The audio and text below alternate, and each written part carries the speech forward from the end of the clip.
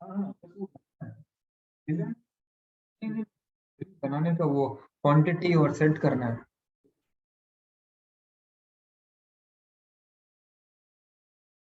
तुम्हें ना एक, हाँ तुम्हें ना मैं भेजता हूँ आइटम कौन सा क्रिएट करना है। हाँ, बस ये आइटम का इतना आइटम क्रिएट करना है बस।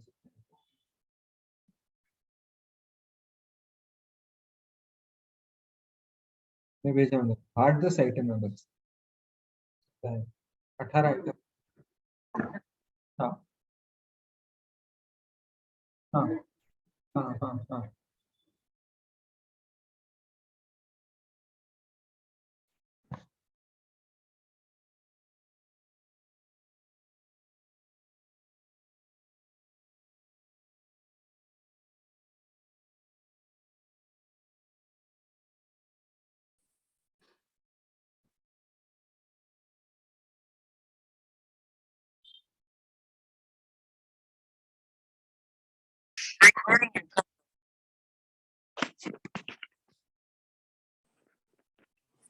जय जिनेंद्र हाँ।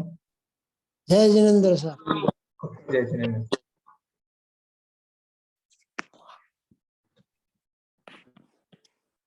सभी से जय जिनेंद्र। जय जय जिनेंद्र। जिनेंद्र। जय जिनेंद्र।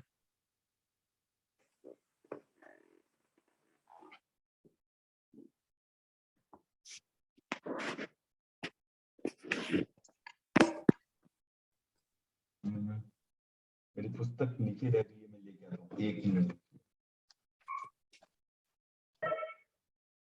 Just 1 minute.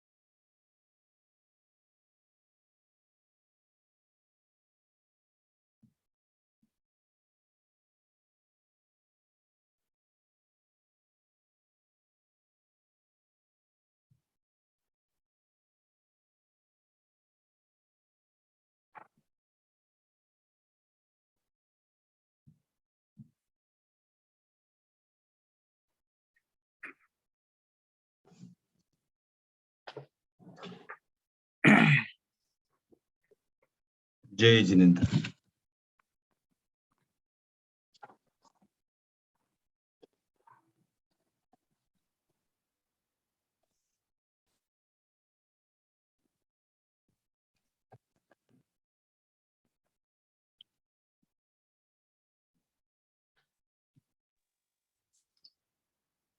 बुक मैंने कहीं रख दी है, वो मिल नहीं रही है, तो I have to still search it, sorry.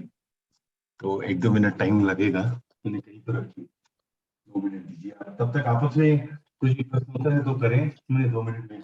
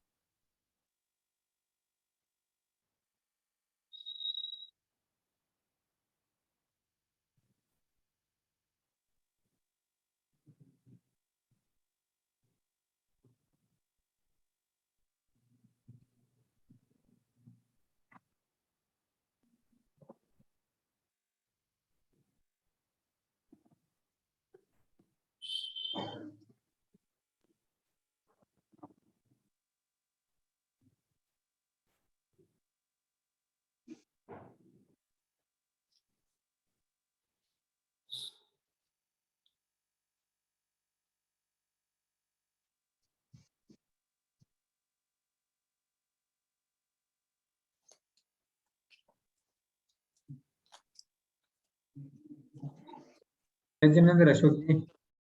तेजी नहीं थी सर, तेजी नहीं थी। सोहन जी जय जिनेंद्र। क्या सर, हो गया फाइलिंग वगैरह सर? जय जिनेंद्र सर। हाँ सर, इंडिविजुअल तो ऑलमोस्ट हो गया। Okay okay, very good sir. अभी ऑडिट। ऑडिट ऑडिट का हाँ शुरू। Yes sir, yes sir. आपका हो गया सर? हाँ हो गया सर, जो आया हो गया, नहीं आया नहीं हुआ। हाँ वही वही है, वही है। वो जिन्हें मेरे अंडर द इंप्रेशन होगा, एक्सटेंड होगा, एक्सटेंड होगा, हाँ, नहीं हो। ये 2 हमारा साल की कभी हो आदत। गया साहब, कैसा? ऑडिट का कभी हो गया पूरा। आपका? ऑडिट भी हो गया। फ्री है और क्या। हम भी वेट कर रहे हैं उस दिन का। डे टू डे ऑडिट है ना साहब का। डे टू डे प्रतिक्रमण होता है, इससे डे टू डे ऑडिट हो जाता है। हम चमची जैसे ईयरली एक बार करते हैं ऑडिट। अच्छा यू। आपका डे टू डे प्रतिक्रमण है। ऑलमोस्ट हो जाता है।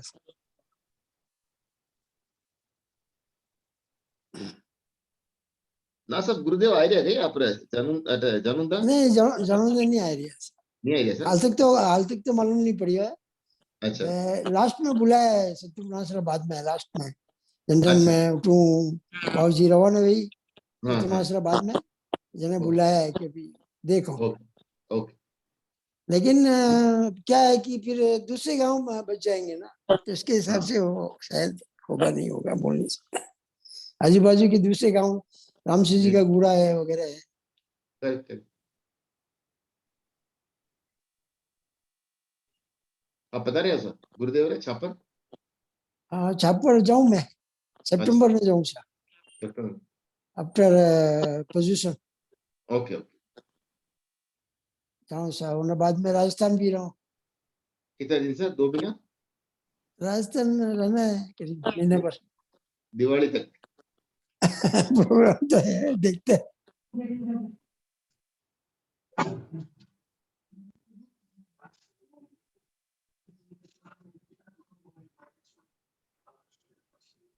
निर्मल जी नहीं आए सर? निर्मल जी आई है, वो कोई अच्छा बुक मिली को नहीं जो वापस देख लिया है। Okay okay.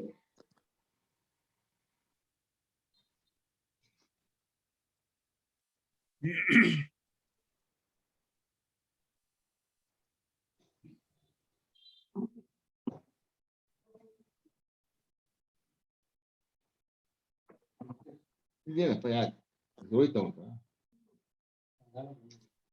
रोहित होगा। अच्छा ऑफिस में सा। हाँ ऑफिस में जो सर कोई आइडिया तो मुझे थोड़ी देर बैठ के जाओ। अच्छा अच्छा। काम को नहीं कहीं क्यों जाएगा? हाँ जय जिनेंद्र। ऑफिस में तो काम नहीं हुआ तुम बैठ। हाँ विलम्ब के लिए क्षमा चाहूंगा। हाँ तो हम शुरू कर सकते हैं। Yes sir. आराध्य मिल के गया चरणों सर, में बुक मिल नमन। गया।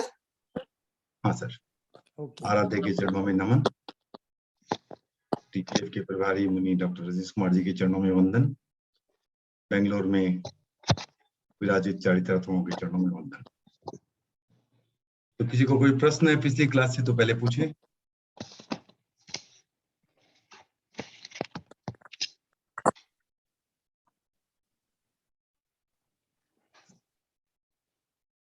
नहीं है तो आगे चलते हैं। तो हमने पिछली क्लास में बात करना शुरू किया था प्रतिक्रमण के। हमने क्रम बताए थे 6 आवश्यक। तो क्रम वाइज पहले क्या होना चाहिए, पहले क्या होनी चाहिए, कौन सा भाव पहले आना चाहिए जिसके बिना प्रतिक्रमण का कोई अर्थ ही नहीं रह जाता। क्षमा भाव, समता का भाव, समता का भाव। तो ठीक है ना। तो उस आधार पर पहला हुआ सामायिक।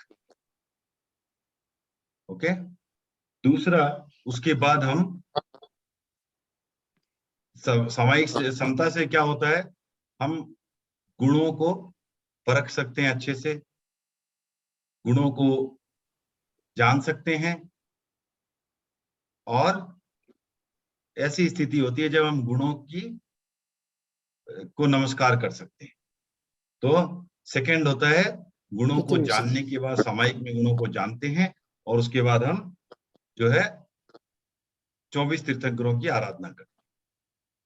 और उसके बाद चूंकि 24 तीर्थंकर आज तो हमारे बीच में मौजूद नहीं है, तो उनके जो प्रतिनिधि हैं, जो हमें मार्ग बता रहे हैं, उन्हें हम वंदन करते हैं, गुरु वंदन। चौथा होता है इतने होने के बाद जब मैं इनफ विनय का भाव होता है, अपनी भूलों को स्वीकार करने की क्षमता आ जाती है, तब हम करते हैं प्रतिक्रमण। और उसके बाद हम करते हैं कायोत्सर्ग, जिसमें हम अपनी भूलों को याद करते हैं और तो उसके लिए तन मन को शिथिल छोड़ देते हैं और अंत में निचोड़ निकालते हुए कि ये कार्यों का मुझे प्रत्याख्यान करना है ताकि आगे की शुद्धि अपने आप हो सके। ठीक है ना? तो ये होगी हमारे 6 स्टेप्स। तो क्रम की सार्थकता इतनी हमने बात की थी। फिर प्रतिक्रमण का कालमान 1 मुहूर्त का बताया गया है।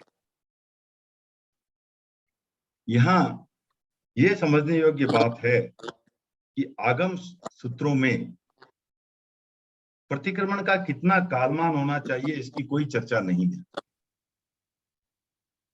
तो हम 1 मुहूर्त किस आधार पर करें?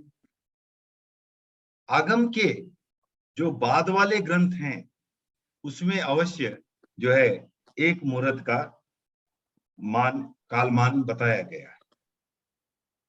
और ये शास्त्र की दृष्टि से उचित भी गिना जाता है।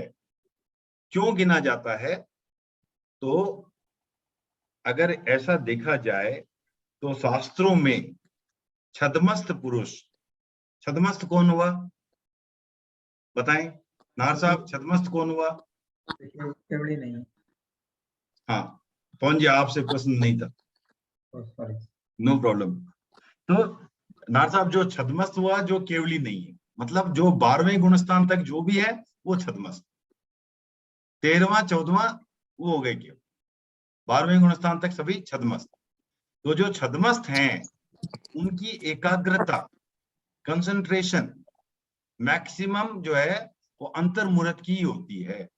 तो 1 मुहूर्त से ज्यादा कोई भी छद्मस्त पूर्ण रूप से जागरूक, अलर्ट, कंसंट्रेटेड नहीं रह सकता। इसलिए जो है अंतर मुहूर्त के बाद उसमें कुछ ना कुछ अंतर आ जाता है। लेकिन प्रतिक्रमण में आपको क्या चाहिए? ये सेम व्यवस्था सामायिक की भी है। सामायिक का भी कालमान आगम में वर्णित नहीं है, लेकिन चूंकि हम सामायिक में एकाग्रता रखना चाहेंगे, जागरूकता रखना चाहेंगे, वो अलर्टनेस चूंकि हम 1 मुहूर्त तक ही रख सकते हैं मैक्सिमम, उसके अंदर अंदर, इसलिए सामायिक का भी प्रावधान है कि 1 मुहूर्त 48 मिनट। तो जहां जहां काल मर्यादा आगम में वर्णित नहीं है तो उनका परिमाण जो है अंतर मुहूर्त माना जाए। तो इसलिए सामायिक भी 1 मुहूर्त की रखी गई है। प्रतिक्रमण जब आप कर रहे हो तो आप क्या चाहते हो कि प्रतिक्रमण में आपके जागरूकता में अंतर आता रहे? भाव में नहीं, आप एक समान जागरूकता से साथ, पूर्ण जागरूकता के साथ आप प्रतिक्रमण कर पाए, इसलिए उसमें 1 मुहूर्त का ही समय निश्चित किया गया। तो ये हो गई कालमान की बात।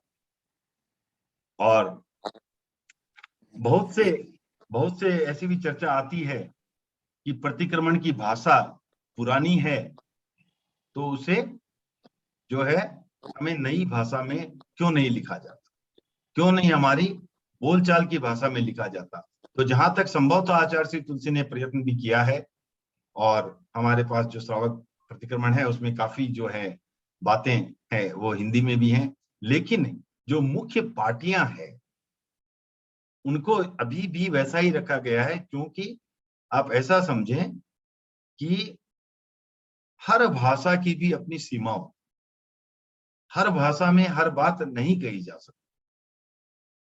अभी आप देखो, हिंदी से अगर इंग्लिश भी ट्रांसलेट करना है और तो कई बार जो एकदम उपयुक्त शब्द होता है वो नहीं मिलता है, तो इसलिए उसका फिर आप कुछ रूप करके आप बताते हो। अब जैसे आपको मैं शब्द बताता हूं, आप लोटा ले लो, हिंदी लोटा है, इंग्लिश में आप क्या बोलोगे उसको? आप जो भी हो, पॉट बोलो तो पॉट तो एग्जैक्ट मीनिंग नहीं है, बॉटल बोलो वो भी एग्जैक्ट मीनिंग नहीं है। तो इस तरह कई बार क्या होता है कि भाषा की भी सीमाएं होती है, वो जिस भाषा में जिस भाव से वो बातें कही गई है, वो भाषा और भाव अन्य भाषा में एक संक्षिप्त रूप में आ जाए, वो संभव नहीं हो। फिर उसको बहुत अलग तरीके से, उसको बहुत बड़े में विस्तार में डिस्क्राइब करना पड़ेगा। इसलिए जो है भाषा का भी अपना महत्व है, और भाषा में, उसी भाषा में वो बात कहें, इसका भी अपना एक महत्व। तो इसलिए मूल जो पार्टियां हैं उनको ज्यों की त्यों सुरक्षित रख ली गई। कई बार ये बात होती है कि प्रतिक्रमण में काफी चीजें क्यों जो है पुनरावृत्ति होती है उसकी, ठीक है ना, ऐसी बात आती है, पुनरावृत्ति क्यों हो रही है? कहीं कहीं पुनरावृत्ति का भी महत्व है। कैसे महत्व है? आप जैसे आपने खाना खाया, उसके बाद आप हाथ धोते हैं, फिर से कुछ खाया, फिर से हाथ धोएंगे। क्यों पुनरावृत्ति हो रही है? क्योंकि एक चीज है, उसके बाद वो करना है। तो उसी तरह जब भी हम कायोत्सर्ग करते हैं, तो उसके पहले तस्य उत्तरी करनेनम का पाठ जो है वो आवश्यक है। कायोत्सर्ग के पहले वो करना है। तो इसलिए हर जगह सिर्फ समय बचाने के लिए या कहें कि हम पुनरावृत्ति है, उसका ये बात नहीं होती है। वहां पर भी एक भाव होता है। तो कई बार आप जितनी बार भी जैसे प्राणायाम करते हो, उसके पहले थोड़ी बहुत योगिक क्रिया करनी पड़ती है, तो ताकि आप उस तरह से उसमें तैयार हो जाओ। तो ये भी एक क्या होता है, उसका आप संकल्प सूत्र कह लो, आप दोहरा रहे हो, उसके बाद वो कार्य करो। तो जहां संभव होता है वहां हम एक मुहूर्त की संभावना, एक मुहूर्त के कालमान को ध्यान में रखते हुए कुछ चीजें संक्षिप्त कर सकते हैं, पर हर चीजें संक्षिप्त नहीं की जा सकती। हर चीजों का अपना मोल होता है, उसका ही कर। अब नेक्स्ट प्रश्न आता है, आज भी हम शायद इसी पर प्रीलूड पर ही चर्चा करेंगे, अगले क्लास में संभवतः या पार्टियों में जा पाएंगे। अगला प्रश्न आता है, प्रतिक्रमण का अधिकारी कौन है?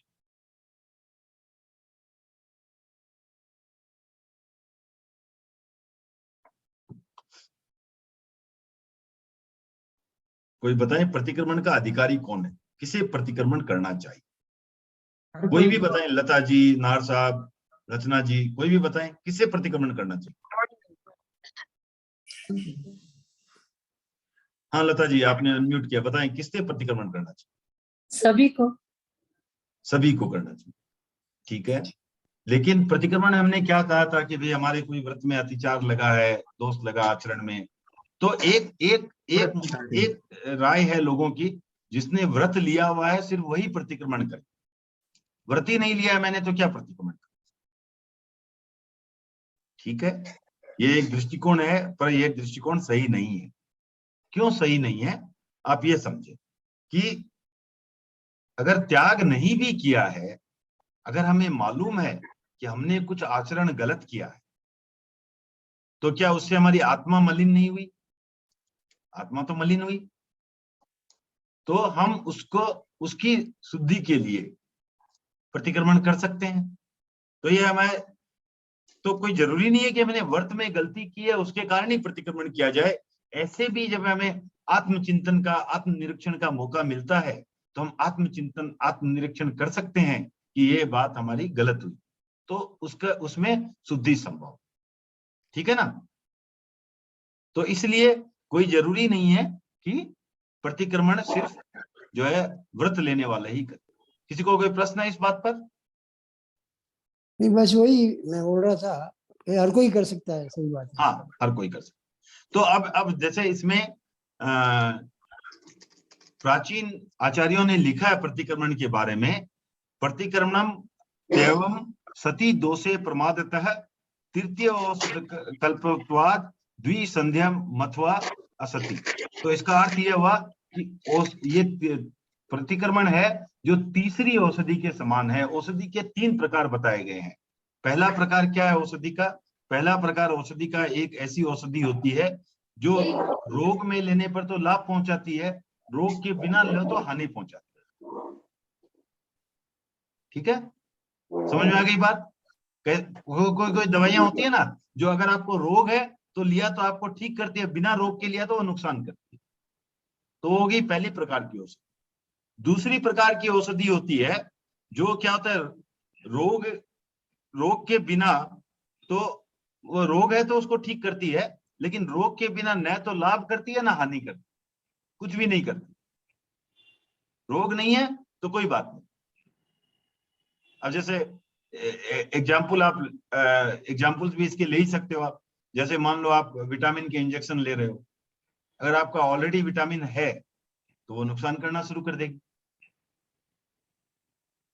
कुछ दवाइयां होती है जो ठीक है रोग है तो उसको ठीक करेगी, नहीं है तो कोई, अब मान लो आपने अदरक है, थोड़ी सी अदरक खाई, कफ है तो ठीक कर देगा, कफ नहीं भी है तो नुकसान तो नहीं करेगा, तो न लाभ ना हानि। लेकिन कुछ और भी दवाइयां होती है, तीसरी प्रकार की दवाई जो रोग में तो फायदा करती है और उसके बिना भी अगर शरीर को स्वस्थ पुष्ट और तेजस्वी बनाती है, तो बिना रोग के। तो जो प्रतिक्रमण है वो तीसरी प्रकार की दवाई है। अगर आपके व्रत में कोई दोष लगा है तो उसका तो उपाय है ही, अगर आपने व्रत न भी ले रखा है तो आपकी आत्मा को उजाड़ने का काम करे। तो इसलिए प्रतिक्रमण को शास्त्रों में तीसरी औषधि आचार्यों ने बताया। बात एकदम क्लियर हो गई सबको कि ये क्या प्रतिक्रमण क्या है? तीसरी औषधि। तीसरी औषधि मतलब अभी याद रखेंगे, पहली औषधि है जो रोग में काम करती है बिना रोग के नुकसान। दूसरी औषधि है जो रोग में काम करती है बिना रोग के न फायदा न नुकसान। अभी हमारे सीए लोग बैठे हैं, वो बोलेंगे भाई जितना उसमें खर्चा किया हो तो नुकसान ही है। हम उसकी बात नहीं कर रहे हैं, शरीर में नुकसान की बात कर रहे हैं। ठीक है ना? और तीसरी औषधि हो गई जो रोग में तो फायदा करती है, स्वस्थ लोगों को भी है और भी हष्ट पुष्ट बनाती है और भी उनको स्वास्थ्य की आरोग्य की ओर ले जाती है। तो इस तरह प्रतिक्रमण जो है वो तीसरी औषधि है, इसलिए प्रतिक्रमण का बहुत महत्व है। सर अभवी जीवों के लिए प्रतिक्रमण क्या है सर? वो तीसरी औषधि है क्या? हाँ, अभवी जीव होता है, हाँ, उनको भी वही काम करती है औषधि? एकदम। कोई सीए पास नहीं कर सकता है, सपोज करो कोई सीए पास नहीं कर सकता है, तो उसके लिए भी अकाउंट सीखना काम आ सकता है क्या? आपकी ऑफिस में तो नौकरी मिल सकती है ना? मिल सकती है। हाँ, तो वही बात है वहां भी। ठीक है, वो मोक्ष नहीं जा सकता, लेकिन फिर भी फायदा तो हो ही सकता है। माने उनके भी आखिर उनकी सीमा क्या है? पुण्य का बंद ही कर सकते हैं और तो कुछ कर नहीं सकते। पाप बांधने से अच्छा तो वो है ना। और त्रियंश नहीं कर सकते सर प्रतिक्रमण? नहीं, त्रियंश कैसे करेंगे? उच्चारण वगैरह करना है ना। नहीं, उच्चारण इन द सेंस भाव से मेरी जानकारी में तो नहीं। जैसे चंडक कौशिक का कुछ हुआ ना, चंडक कौशिक सांप। प्रतिक्रमण की प्रदक्षिणा की माने वो अलग बात है। प्रतिक्रमण और प्रदक्षिणा में फर्क है ना। अच्छा, प्रदक्षिणा मतलब उनके फेरी दी महावीर के बाद और उनके प्रति नतमस्तक हो गया, वो अलग बात। प्रतिक्रमण का मेरे ध्यान में नहीं है, फिर से देखने कुछ किसी और को ध्यान में हो तो बताएं। मुझे नहीं लगता उन्होंने प्रतिक्रमण किया है। ओके, तो इसलिए प्रतिक्रमण जो है वो किसके लिए है? आत्मशुद्धि के लिए है, या तो हुए दोषों में परिष्कार हो या आने वाले दोषों से बचे। अब प्रतिक्रमण और भाव का बहुत बड़ा महत्व, इसीलिए जो है मैं चाहता हूं कि जो भी जुड़े हुए हैं लगातार जुड़े रहें और इसको समझे पूरा। क्योंकि अगर हम कोई भी चीज को दोहराते हैं और अगर हमें उसका अर्थ मालूम होता है तो उसका जो हम पर प्रभाव पड़ता है, बिना अर्थ जाने वो प्रभाव नहीं। अब कोई इनकलाब जिंदाबाद का नारा लगाता है, कोई भारत माता की जय का नारा लगाता है, लेकिन उसको अगर भारत माता के अस्तित्व और उसकी जय का ही पता नहीं है तो क्या होगा? वो एक बच्चा है, सिर्फ स्लोगन के रूप में यूज कर रहा है। एक भारत माता की जय बोल रहे, कोई समझ के बोल रहा है, तो उसके प्रति जो नतमस्तकता का भाव आता है, उसके प्रति जो एक संकल्प मन में दोहराते हैं, वो बिना अर्थ समझे नहीं आ सकते। तो बिना अर्थ समझे होने से क्या होता है कि हमें एक तो उसको अर्थ को समझना है, उसके बाद उसको आचरण में उतारना है। ये दोनों बातें जब तक ना हो तब तक उसका कोई खास महत्व नहीं रहता। तो आप जैसे इसका दोनों का एक मैं उदाहरण देता हूं। एक बच्चे से महाराज पूछते हैं, भाई तुम सामायिक क्यों नहीं करते? तो बच्चे ने जवाब दिया कि मेरे दादाजी आपके यहाँ आके रोज सामायिक करते हैं, लेकिन घर में आके कितना बवाल मचाते हैं वो आपको पता है। तो ये अगर, क्योंकि आपका जो है वो सामायिक आपके जीवन में नहीं होता। तो अगर सामायिक, अगर मुझे कोई पूछे कि भाई एक सामायिक करनी है और बाकी समय मैंने वो ठीक है, एक सामायिक करके बाकी जीवन में भी सिंपल रह जाए तो अच्छी बात है। पर एक तरफ है कि एक सामायिक करनी है और बाकी जीवन में कॉम्प्लेक्सिटी रखनी है, कॉम्प्लिकेशंस रखने हैं, और एक है भाई बिना सामायिक करने पूरा जीवन सरल रखना है, तो मैं कहूंगा दूसरा चूज करो, पूरा जीवन सरल रखो, सामायिक नहीं। अगर सामायिक रखते हुए भी पूरा जीवन सरल रख सकते हो तो और भी अच्छी बात, सोने में सुहागा। लेकिन सबसे अच्छी बात है कि धर्म जो है वो सिर्फ एक समयबद्ध न होकर के आपके जीवन में उतरे, उसका महत्व। अगर हम जीवन में नहीं उतार सकते, जैसे मैं आपको पिछली सेशन में बता रहा था, जब हम अगर खामे में सभ्य जीवन के बातें करते रहें और हम अगर उस पर अमल नहीं करते हैं, जहां भूल, देखिए कहाँ महत्व है, जहां खमत कामना का कहाँ महत्व ज्यादा है। अब हम दो दोस्त मिलते हैं, रोज आपस में मिल रहे हैं, कोई भी मन में मुटाव ही नहीं है, वहां जाकर के हम गले मिल के भी खमत कामना कर रहे हैं, तो ठीक है, अच्छी बात है। लेकिन जहां एक हमारा सही अर्थों में मनमुटाव हुआ है, वहां अगर हम खमत कामना नहीं करते हैं तो खमत कामना का महत्व। तो वो प्रतिक्रमण में वही है, जहां हमारी गलती हुई है उसका कम से कम हम प्रतिक्रमण करें, उसके हम विशुद्ध रूप से इसको माने। तो उसका अर्थ ही है कि हमें जो है प्रतिक्रमण जो है उसका पूरा अर्थ समझना है, और जैसे जैसे हम अर्थ समझेंगे, लगातार उसको दोहराते रहेंगे, हमारे भी विचार जो है धीरे धीरे धीरे करके बिना हमारे जाने वो परिवर्तित होते रहते हैं। जैसे आप देखते हैं कि अभी हमारे यहाँ सभी प्राय वैसी जनरेशन की बैठे हैं जिन्होंने कुआं और रस्सी से पानी निकालना देखा हुआ है। तो जब कुएं पर भी रस्सी हम तानते रहते हैं तो उसका भी निशान जो है कुएं पर रह जाता है, ठीक है ना। कुएं की दीवार पर उसका भी निशान पड़ जाता है, जो एक बार में तो नहीं पड़ेगा, लेकिन बार बार होने से वहां भी जो है। तो इसी तरह अगर हम कोई अच्छी बात बार बार दोहराते रहेंगे तो उसका भी हमारे पर कुछ न कुछ अंशों में असर पड़ेगा। तो इसलिए ये जरूरी है। अब जो प्रतिक्रमण को है उसे आचार की चाबी भी कहा गया, आचार की कुंजी। क्यों? कि देखिए, दो मानव जीवन के दो पहलू होते हैं, एक आचार का, एक विचार का। प्रतिक्रमण यूं तो आचार नहीं बताता है, लेकिन आपको आचार का निरीक्षण करने का मौका देता। आपको आपका आचार कैसा हुआ उसका आत्मनिरीक्षण करने का मौका आपको प्रतिक्रमण दे रहा है।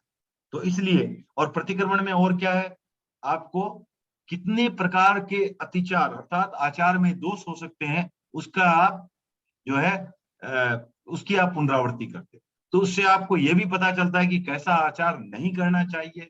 इस तरह आपको यह शुद्ध आचार करने में, या अनाचार कौन सा है जो आचार नहीं करना चाहिए, ऐसा कौन सा है, आचार में दोष कौन सा है, ये क्या है, तो इस तरह की जानकारी हमें प्रतिक्रमण के लगातार जो है पुनरावृत्ति से होती रहती है, और वो अंदर में बैठ जाती है, वो हम उसको अच्छे से धार लेते हैं। तो जिस कारण हम जो है शुद्ध आचार, अच्छा आचार कर पाते हैं। तो इस तरह ये जो है आपको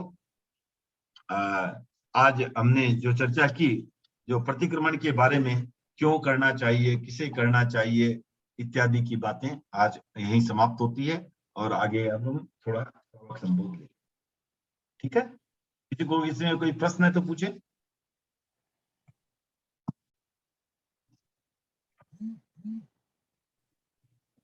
सर प्रतिक्रमण डेली करना चाहिए, लेकिन जनरली अभी श्रावक तो साल में एक बार ही करते हैं संवत्सरिक प्रतिक्रमण, ठीक है, तो उनका भी इफेक्ट सेम ही है ना भाई, डेली नहीं किया, एक साल में एक बार पूरा कर दिया।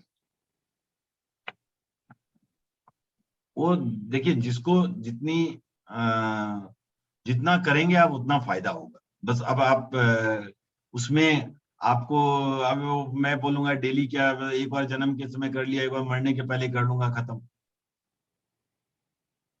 तो वो ठीक है। परंतु इसमें क्या होता है कि एक इसमें बात महत्वपूर्ण यह है कि आपने जितना भी किया उसका चिंतन करना है वापस आप।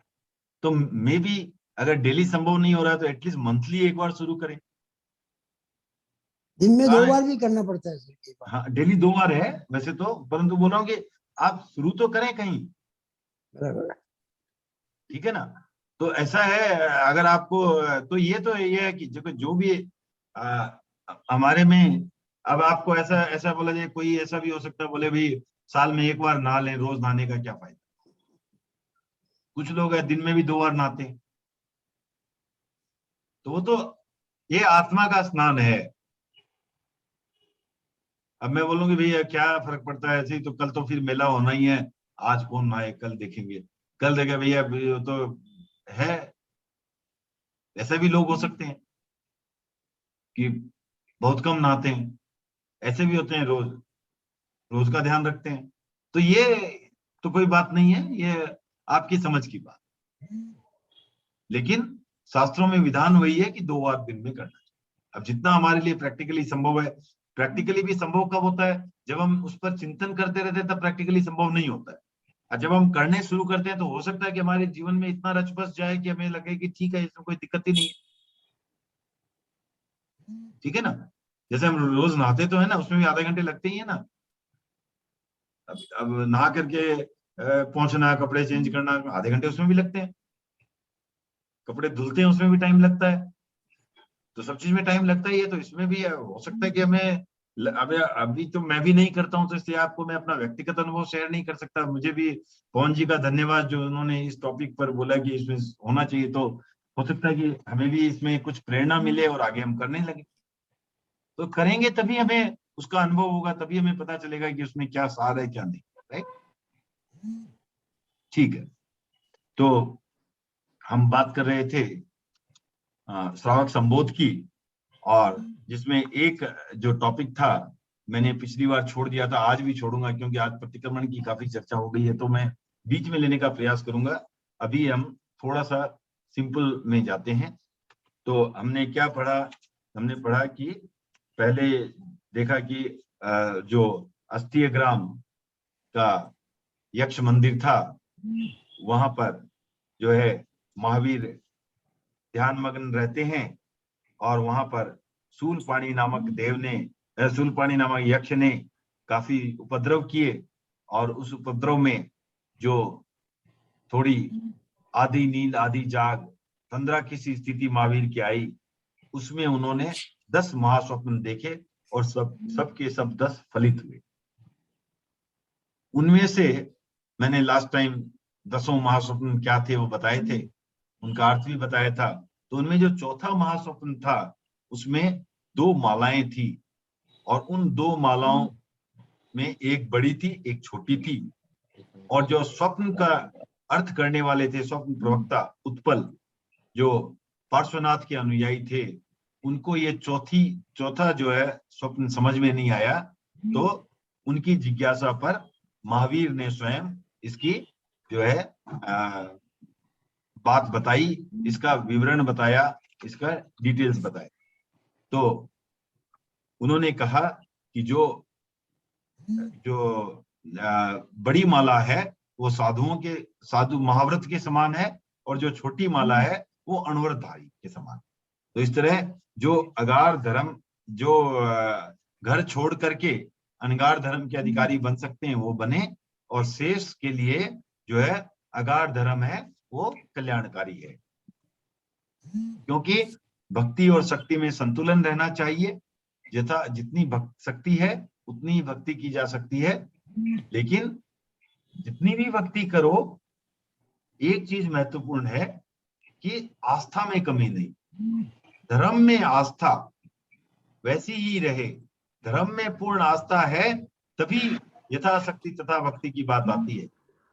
अगर धर्म में ही आस्था नहीं है तो यथाशक्ति तथा भक्ति की भी बात नहीं आती। ठीक है ना? तो पहली चीज है धर्म में आस्था में कोई कमी नहीं है। तो ये हमने देखा, और ये जो है व्रत और अव्रत की श्रेणी है, धर्म और अधर्म की श्रेणी है, बिकॉज हमने पूरे व्रत नहीं लिए हैं।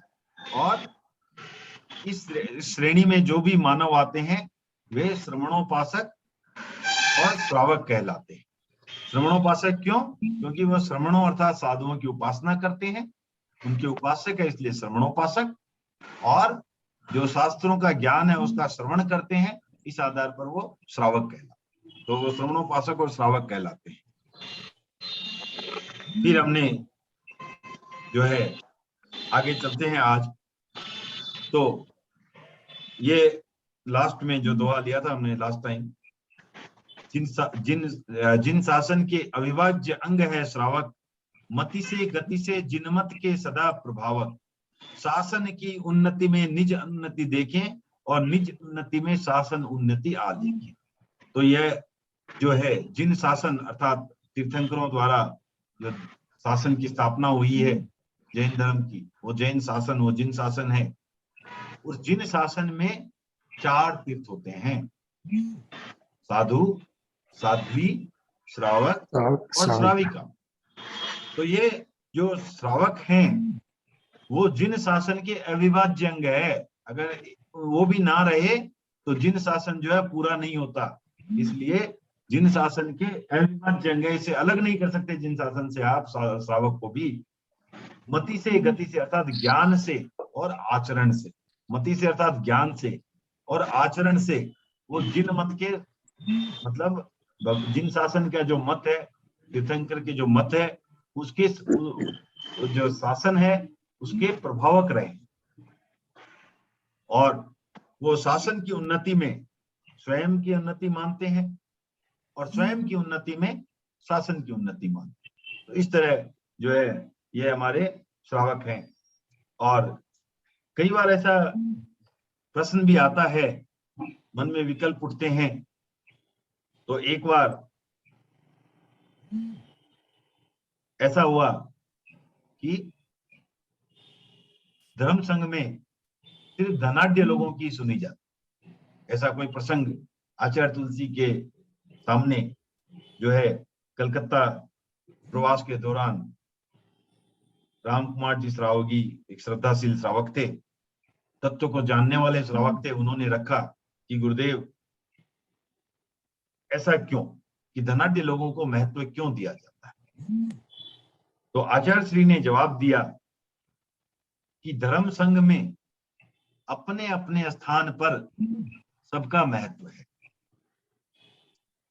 तो उन्होंने एक उदाहरण दिया महावीर के समय कि महावीर के समय क्या श्रेणी का नाम आता है या नहीं आता है? आगमों में श्रेणी का नाम आता है या नहीं आता है? श्रेणी का राजा श्रेणी आता है ना? हाँ लेकिन श्रेणी तो नरक में जाने वाला था। हाँ, क्यों उसका नाम आता है? क्योंकि वो समय की मतलब वो तो पहले बांध लेता है आयुष्य, उसके बाद वो समय के नहीं, उससे मतलब नहीं है। उसके कारण उनका नाम नहीं आता है, उसका कारण उसके कारण नहीं आता है। उनका नाम आता है क्योंकि उससे जिन शासन की प्रभावना बढ़ती है। कैसे बढ़ती है कि अगर एक राजा महावीर को वंदन कर रहा है तो उसको देख के कितनी प्रजा महावीर को वंदन, इस आधार पर श्रेणी का नाम आता है। तो जहां पर जिन शासन की प्रभावना बढ़ाने का काम आता है वहां पर सैनिक का नाम को महत्व है। लेकिन जहां पर संयम का महत्व है, जब स्वयं राजा सैनिक ने भी पूछा कि कैसे मैं अपना नरक टाल सकता हूं, तो महावीर ने क्या जवाब दिया, किसको महत्व दिया? संयम, मतलब समता, किसको? पुण्य श्रावक को, सामाजिक। कि जाकर के अगर पुण्य श्रावक की एक सामायिक ले सकता है तो तेरा नरक टल सकता है। तो जहां पर वो बात थी वहां ये हुआ। तो इसी तरह तो सब में संतुलन की आवश्यकता है।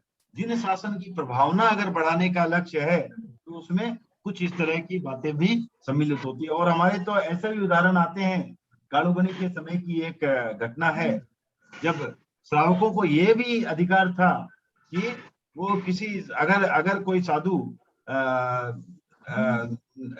अगर सही व्यवहार नहीं कर रहा है, गण सम्मत व्यवहार नहीं कर रहा है, तो उसे संघ मुक्त भी करने की क्षमता साधुओं में रहती थी, श्रावकों में रहती थी। तो इतना विश्वस्त होते थे श्रावक। मैं आपको घटना बता रहा हूँ एक, इसका जो वर्णन आता है, मैंने चिन्हित कर रखा था वो,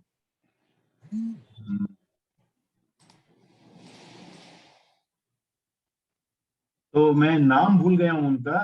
तो क्या है कि एक हमारे संत थे कालुगणी के समय, वो कहीं कोई ग्राम में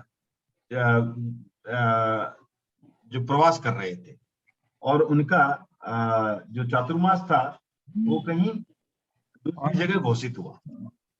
तो अब जो स्थिति हुई कि वो जो थे जाना नहीं चाहते थे वहां से, क्योंकि उनका वो स्वस्थ हो चुके थे, फिर भी जाना नहीं चाहते थे।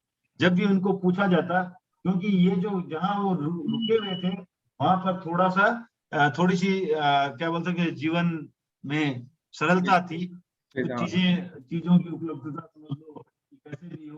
तो हाँ, तो ये नाम मिल गया उनका नाम था मुनि नथराज जी, नथराज जी। और वो तो उनको मोखनुंदा गांव में चातुर्मास करने का आदेश हुआ था। और वो चातुर्मास के पहले अस्वस्थता के कारण देवरिया गांव में रुके हुए थे। जब देवरिया वहां पर भी श्रावकों ने उनको पूछा तो वो वहां पर चूंकि भोजन पानी इत्यादि की व्यवस्था अच्छी थी तो वो वहां से जाना नहीं चाह रहे थे।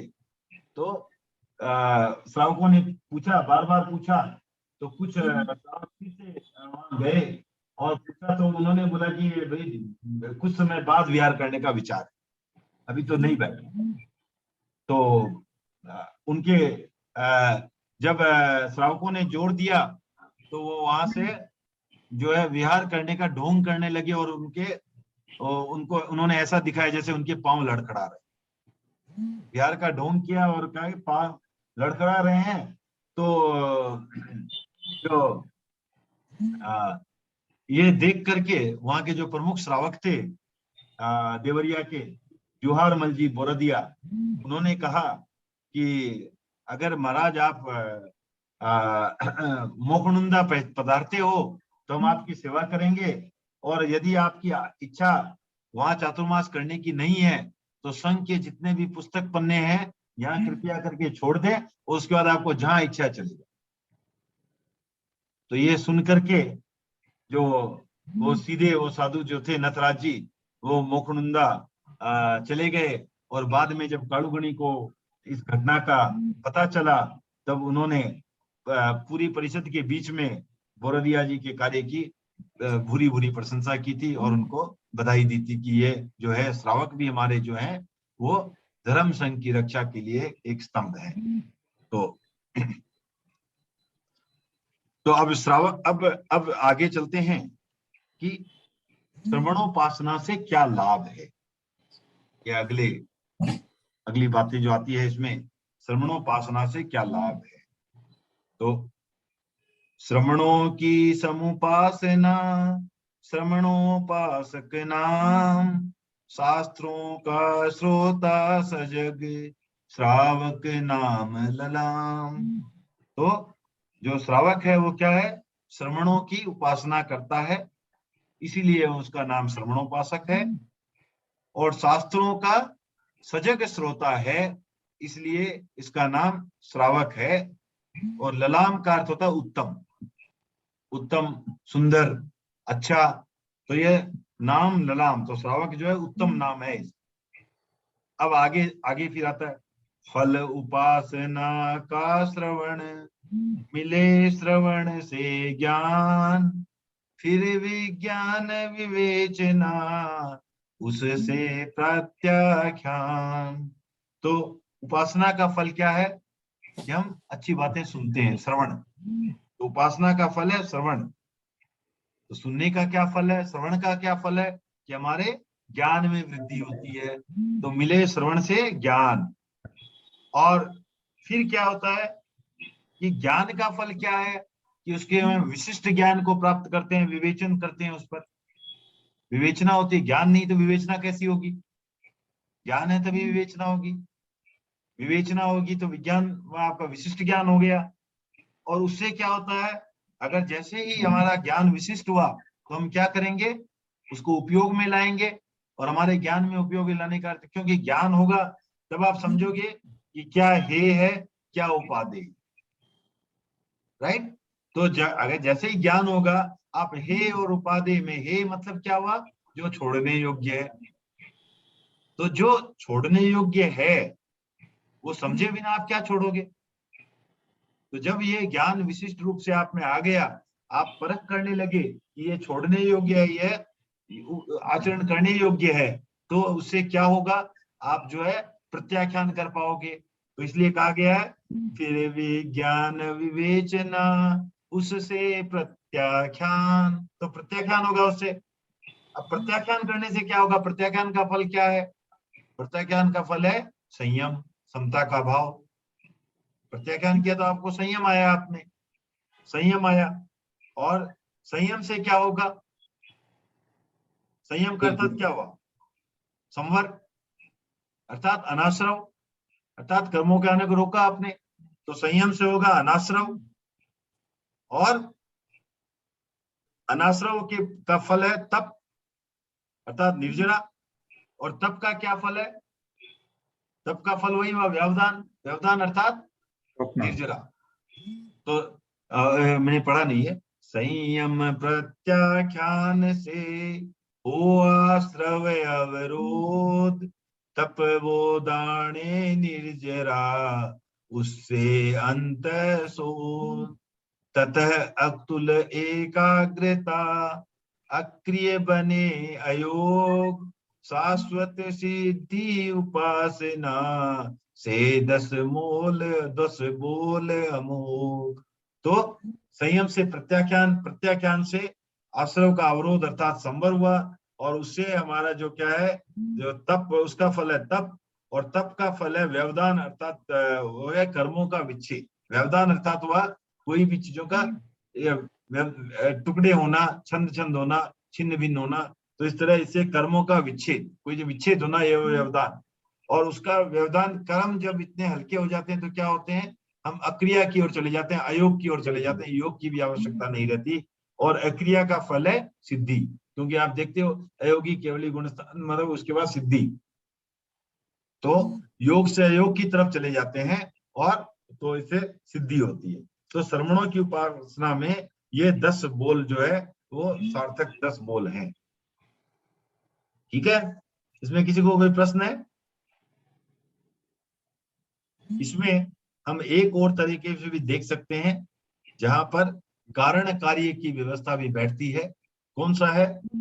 तो श्रवण जो है वो कारण है, ज्ञान उसका कार्य है। ठीक है ना, श्रवण के कारण ज्ञान होगा, श्रवण कारण और ज्ञान कार्य। उसी तरह विज्ञान कारण और प्रत्याख्यान कार्य। उसी तरह तप कारण और व्यवधान या निर्जरा उसका कार्य, उसी तरह अक्रिया कारण और सिद्धि उसका कार्य। तो इस तरह 5 पैर ऐसे भी बना सकते हैं। तो जैसा भी हो आप इसको जो ये हमारे श्रवणोपासना के श्रावक के इतने जो हम लाभ उठा सकते हैं श्रावक लोग।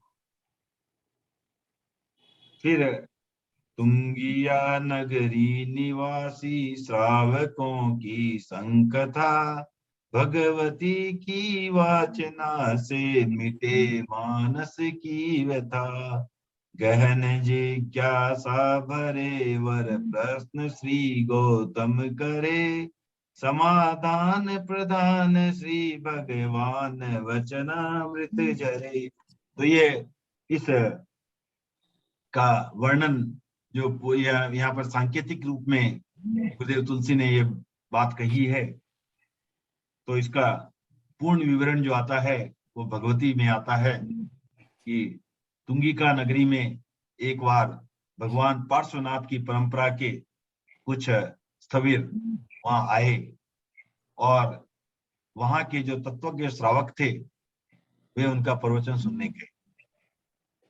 तो वहां के जो श्रावक थे वो धन धान्य की दृष्टि से भी संपन्न थे, उनके पास अच्छा वैभव था, विपुल वैभव था, लेकिन उसके साथ साथ वो उतने ही धार्मिक भी थे।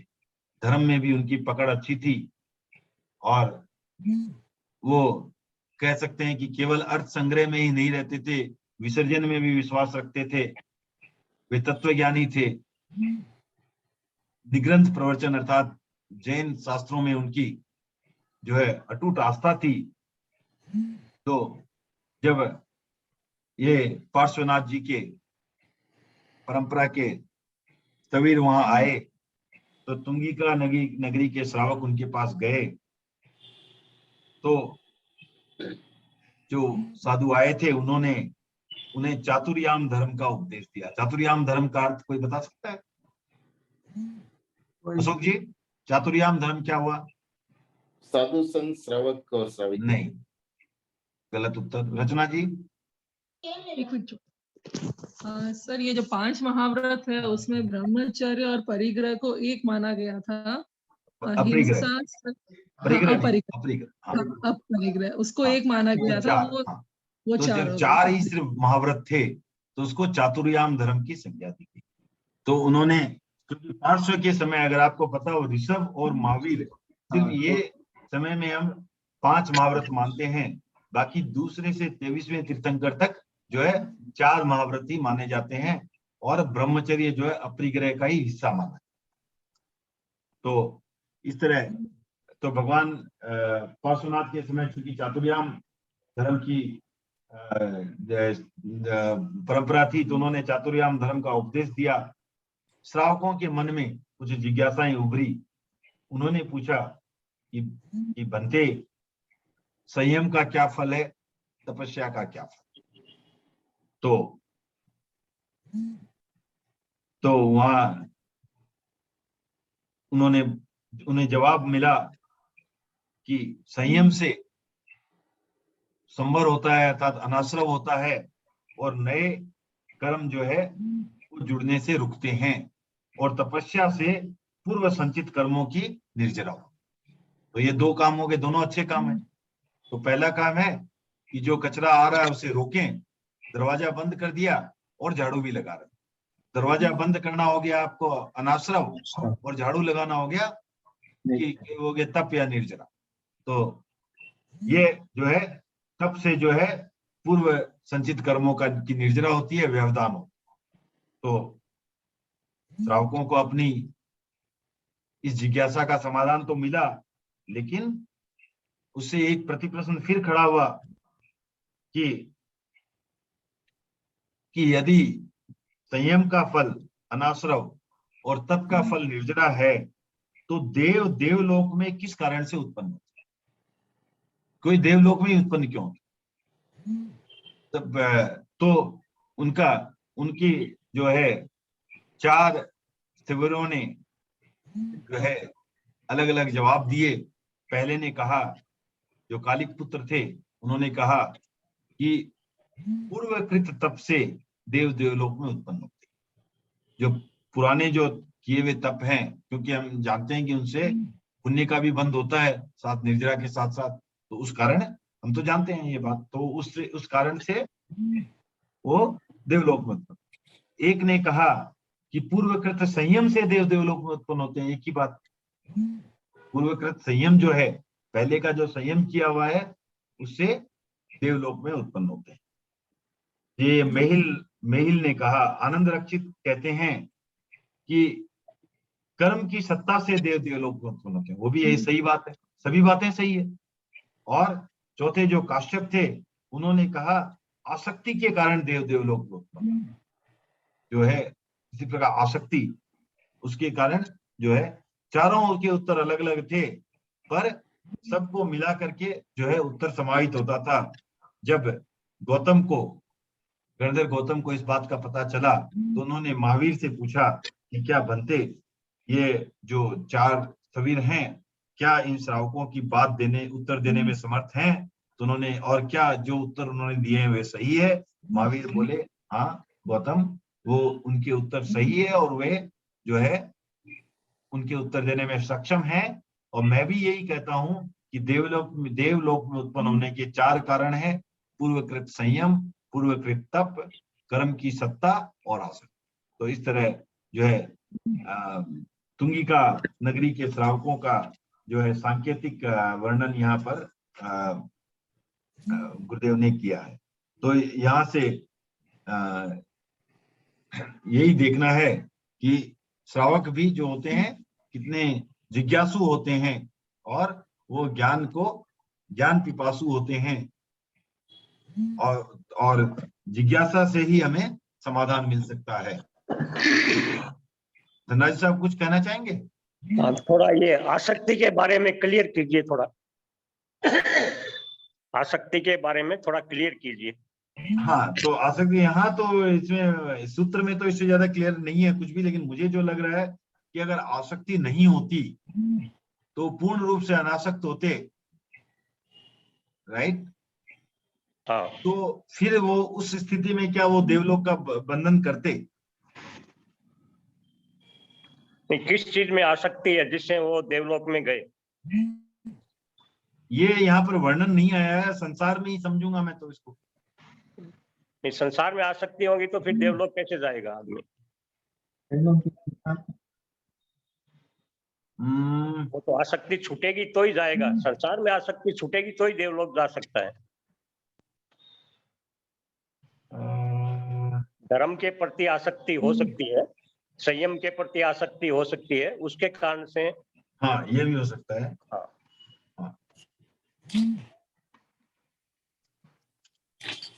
हाँ, ये भी बैठता है, ये शायद ज्यादा उचित बैठता है। कहीं ना कहीं संयम में थोड़ी कमी तो है, तब जाके वो नहीं, ऐसा नहीं है, ऐसा नहीं है।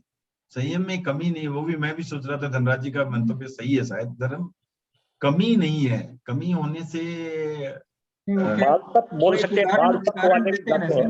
नहीं, कमी नहीं है इसलिए है क्योंकि मैं फिर से सोच रहा हूँ, क्योंकि कमी तो नहीं है। देखिए, ऐसा है कि कमी नहीं भी है, लेकिन मुझे मालूम नहीं ना पहले से कितने पुण्य और पाप है मेरे कोटे में। आज तो कमी नहीं है। अगर पूर्ण होता तो सब झड़ जाते हैं। नहीं, ऐसा थोड़ी है। मैं आज पूर्ण रूप से अनासक्त हूं, मैं सपोज करो, तो क्या मेरे सारे कर्म 1 मिनट में टूट जाएंगे? हाँ, नहीं, वो तो नहीं होंगे। हाँ, तो फिर मेरा आयुष्य भी जितना है उसके बाद कहाँ जाएंगे?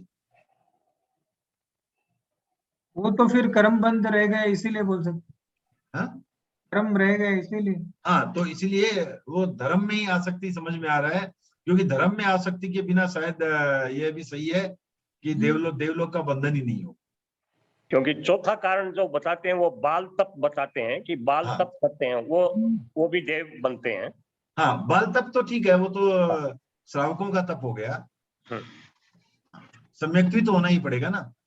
हाँ, तो नहीं, बिना जाने भी जो तप करते हैं, जो दूसरे धर्म वाले हैं, बिना जाने ही जो उल्टे सीधे तप करते हैं, वो भी देवी बनते हैं। हाँ।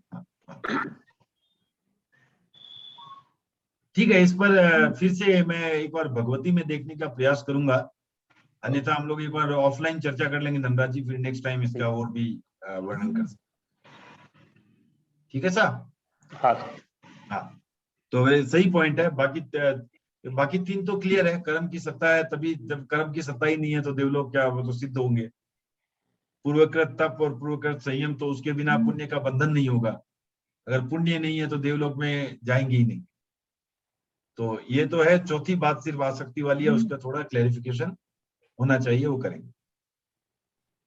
उसके बाद आता है सम्यक दर्शन ज्ञान चारित्राणी रत्नत्रयी मोक्ष पथ है। उमा स्वाति के शब्दों में श्रावक जीवन का ये अर्थ है।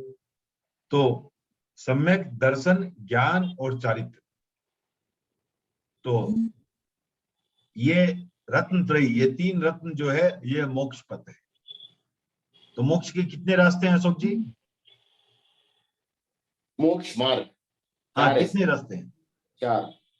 यहाँ इसमें 3 बताए ना, हाँ, कितने रास्ते हैं? एक्चुअली 4 है। नहीं, वो छोड़िए, वो तो ठीक है, वो कोई खास बात नहीं। हाँ, हाँ, सम्यक ज्ञान, सम्यक दर्शन और सम्यक चारित्र, ये तीन रत्न है। लेकिन ये देखिए, यहाँ पर जो उमा सती का श्लोक है वो क्या है? सम्यक ज्ञान दर्शन चारित्राणी, क्या है?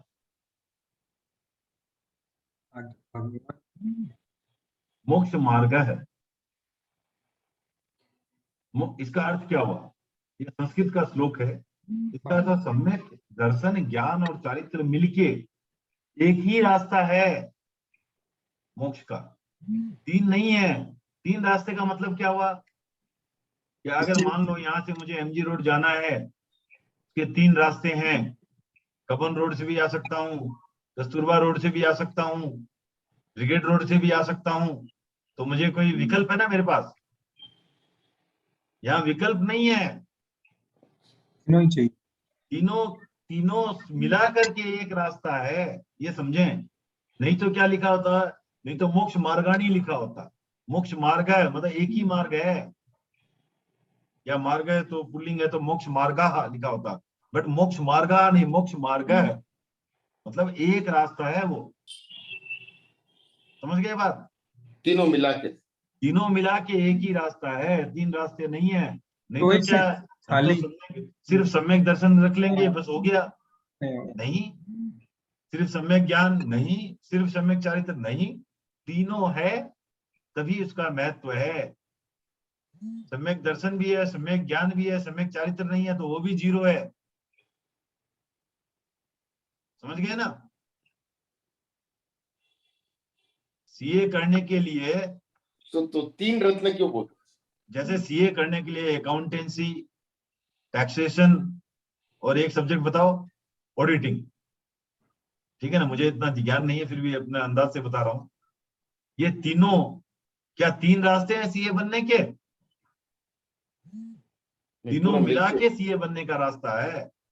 उसी तरह यहाँ भी जो सम्यक दर्शन, ज्ञान और चारित्र, ये तीनों मिला करके मोक्ष का मार्ग बनता है। ये उमा स्वाति के शब्दों में श्रावक जीवन का प्रारंभ यहीं से होता है, अर्थात प्रारंभ यहीं से होता है।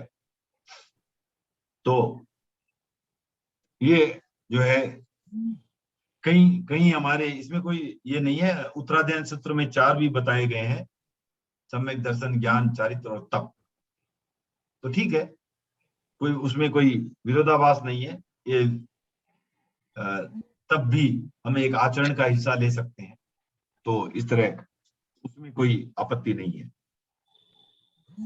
तो दर्शन सप्तक और अप्रत्याख्याना वर्ण विलय पाए, तब संयम व्रत में प्रवेश कर देश व्रती वो कहलाए। तो श्रावक है उसे क्या कहा जाता है? देश व्रती। देश व्रती अर्थात पार्शियल व्रत। अब आप देखो, दर्शन सप्तक किसे कहा जाता है? दर्शन सप्तक का अर्थ क्या हुआ कि जो 7 कर्म प्रकृतियां, सप्तक अर्थात 7, जो 7 कर्म प्रकृतियां हमारे को सम्यक्त्वी बनने से रोकती है, उन्हें सम्यक दर्शन हमारे में उत्पन्न होने से रोकती है। वो 7 कर्म प्रकृतियों को अगर हम 6 क्षयोपशम या उपशम करते हैं तो क्या होगा, हमें सम्यक दर्शन की प्राप्ति। ठीक है, वो कौन कौन सी है? 3 तो है दर्शन मोहनीय की प्रकृतियां, ठीक है ना, मिथ्यात्व, दर्शन मोह, ओके, मिश्र और मिश्र मोहनीय और सम्यक्त मोहनीय, मिथ्यात्व मोहनीय, मिश्र मोहनीय और सम्यक्त मोहनीय, तीनों दर्शन मोहनीय की प्रकृतियां हो गई। 3 तो ये, और 4 हो गए कौन से? अनंतानुबंधी क्रोध मान माया लोभ। अनंतानुबंधी क्रोध मान माया, अनंतानुबंधी क्रोध, अनंतानुबंधी माया, अनंतानुबंधी लोभ, राइट, और अनंतानुबंधी माया मान। तो अनंतानुबंधी क्रोध, अनंतानुबंधी मान, अनंतानुबंधी माया, अनंतानुबंधी लोभ, 4 ये मिथ्यात्व मोहनीय, मिश्र मोहनीय और सम्यक्त मोहनीय। ये 7 जो है, ये 7 प्रकृतियां जब तक उनका 6 क्षयोपशम या उपशम नहीं होता है तो हमें सम्यक दर्शन नहीं आता। और अगर सम्यक तो नहीं आता है, सम्यक दर्शन नहीं आता है, एक ही बात। तो सम्यक दर्शन आ गया है, सम्यक आ गया, अगर हमें इन 7 प्रकृतियों का क्षय कर दिया है तो हम उसे बोलते हैं क्षयिक सम्यक्त्व आया है। अगर हमने उसका उपशम किया है तो हमें कहते हैं औपशमिक सम्यक्त्व आया है, और क्षयोपशम किया है तो हम कहते हैं क्षयोपशमिक सम्यक्त्व आया। तो इस तरह जो है इन 3 से ये जो का विलय किसी न किसी रूप में होगा तब इसके पर यहाँ श्रावकत्व नहीं आया है। श्रावकत्व के लिए इसके बाद जो है नेक्स्ट जो कसाय के हैं वो क्या है? अप्रत्याख्यानी क्रोध मान माया लोभ, उनका भी 6 क्षयोपशम या उपशम हो, और हम कुछ व्रत स्वीकार करें, अंश में ही करें, पार्शियली भी करें, तब हम जो है संयम की दिशा में, व्रत की दिशा में प्रस्थान करते हैं, और तभी हम देशव्रती श्रावक कहलाते हैं। ठीक है, तो आज समय हो गया है, 5-7 मिनट बचे हैं, तो किसी को कोई प्रश्न है तो लेते हैं, अन्यथा अगली क्लास में इससे आगे चलेंगे। कोई प्रश्न है तो पूछिए। सर आपने क्या था, सम्यक ज्ञान, दर्शन और चारित्र, तो तब तो चारों की जरूरत है क्या? मोक्ष मार्ग आप बोले तीनों मिला के मोक्ष है, तो ये चारों मिला के मोक्ष। हाँ, तो आचार्य हो गया ना, तब क्या है, मैंने एक तरह से हम कंडक्ट ही हो गए ना आचार्य, तब भी कुछ कर ही रहे हैं ना, आचार में ही आ जाएगा। योग चारित्र। गंगा जी सही है ना?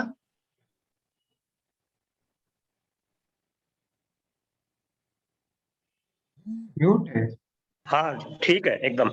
हाँ, मेरा थोड़ी आंख की इंजरी है इसलिए वीडियो बंद कर रखा है। हाँ ठीक है, मैंने देखा, मैंने आपने, बोला बाद में बात करता हूँ क्या हुआ। ठीक है, तो और किसी को कोई प्रश्न है?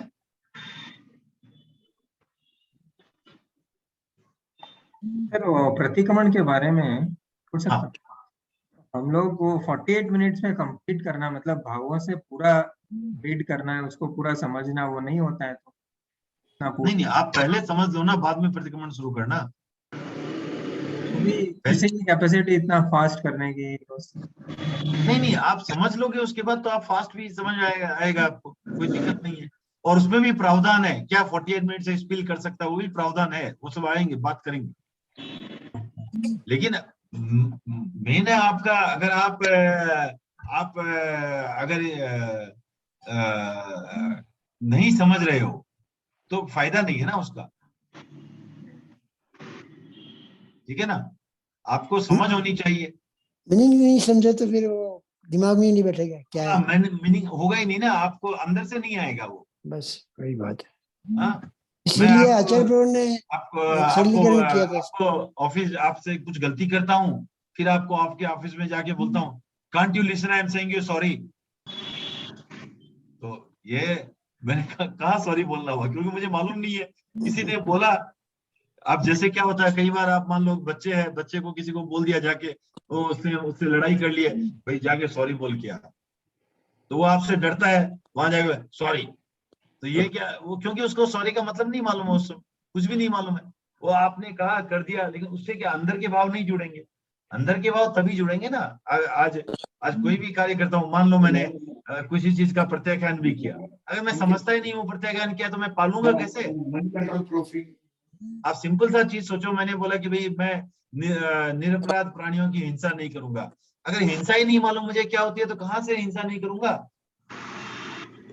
क्या होती है हिंसा, ये तो जानना होगा मुझे। तो इसलिए बिना अर्थ जाने, जैसे मैंने आपको पिछले में बताया था ना, वो तोते वाला उदाहरण, तोते ने रट लिया। वो तोते ने प्रश्न पूछा किसी पंडित से कि भैया क्या करूं, मैं तो शिकारी आता है, मैं फंस जाता हूँ।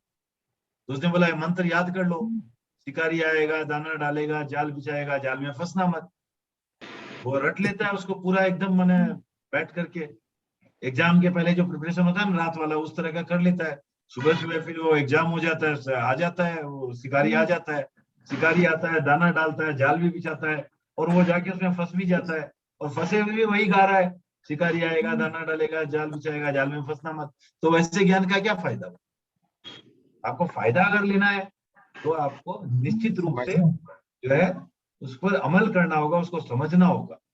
आप समय ले लो, कोई दिक्कत नहीं है, धीरे धीरे करेंगे। समझो, समझने के बाद आप जैसे आप देखो ना, अब लोगों से भी हम करते हैं, अब हमें जब समझ में आता है उस मजीन चवंदे हो के उस ऋषभ अजीत, तो जो आनंद आता है वो एक खाली रखने में कहाँ है? तो ये होना ही चाहिए ना। तो इसलिए समझ इसकी ये जरूरी है। समझेंगे तो आपको बहुत चीजें समझ आएगी। आचार में ऐसे भी आपके जो है क्या अतिचार लग सकते हैं, उसकी उसकी जानकारी हो जाएगी। तो ये मेरे ख्याल से समझना ही है जो उचित है। उसके बाद आप समय नियोजन के लिए भी व्यवस्थाएं दी गई है कि कैसे समय नियोजन किया जाए, उसकी भी व्यवस्थाएं हैं।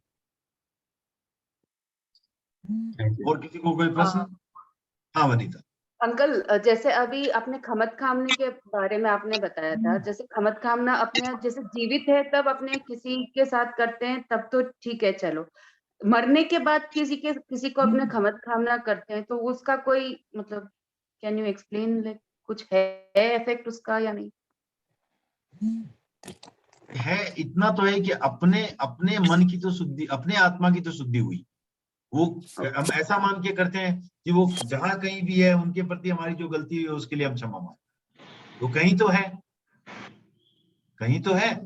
तो वो उस आधार पर हम, उसमें क्या होता है कि हमारे मन से ये इनका एक क्षमा याचना का एक और जो पहलू है, ये क्या है कि अपनी गलती को स्वीकार कर। नहीं, 5 मिनट अपनी गलती को हम स्वीकार करते हैं, ठीक है ना। और अपनी गलती को मानने से क्या होता है कि हमें जो मान है वो स्वयं कम हो जाता है। एक है हम बड़े, उससे हम नीचे आ जाते हैं।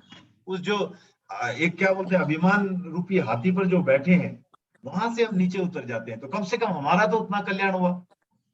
सामने वाले ने सुनी कि नहीं पता नहीं, लेकिन हम अपनी दृष्टि से, हम अपनी तरफ से एटलीस्ट विनय भाव आता है हमारे में, मान जो है वो कम होता है। वो अपने आप में एक जो है उस दृष्टि से अगर हम सोच के करते हैं तो ये खाली एक रिचुअल के रूप में करते हैं तो नहीं, कोई फायदा नहीं। लेकिन अगर सही अर्थों में आंतरिक रूप से हम अपनी भूल को स्वीकार करते हुए शुद्ध अंतःकरण से अगर क्षमा याचना करते हैं तो उसका हमें अवश्य जो है अपना अपना विनय का भाव तो जाहिर होता ही है ना। और विनय अपने आप में जो है वो स्वयं ही अच्छा कार्य है, सुप्रवृत्ति है। वो खोदर जी का उदाहरण आता है ना, उन्होंने अपने पिछले जन्म से जो मछली को पकड़ा था तो उससे खमत कामना किया था उन्होंने। हाँ हाँ, तो उनसे खमत कामना किया था कि भी पुराना जीव है उसको तकलीफ दी थी मैंने किसी जन्म में, तो अभी मैं जहां भी वो जीव है उससे मैं खमत कामना करता हूँ। ये उन्होंने किया था खोदर जी स्वामी ने। फायदा तो है ही है, माने क्योंकि देखिए इसका एक ये भी है ना कि हम अपनी आत्मा में विनय भाव लाएं। अपने आप में तो विनय भाव आता ही है ना, मान कम होता है, बहुत अच्छी बात है। क्लियर हो गया वनिता? जी सर। और किसी को कोई प्रश्न है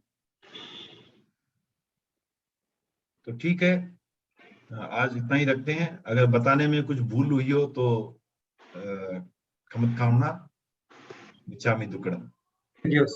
तो अगले क्लास में फिर मिलते हैं अगले बुधवार। कृतज्ञोस्मि। कृतज्ञोस्मि। Thank you.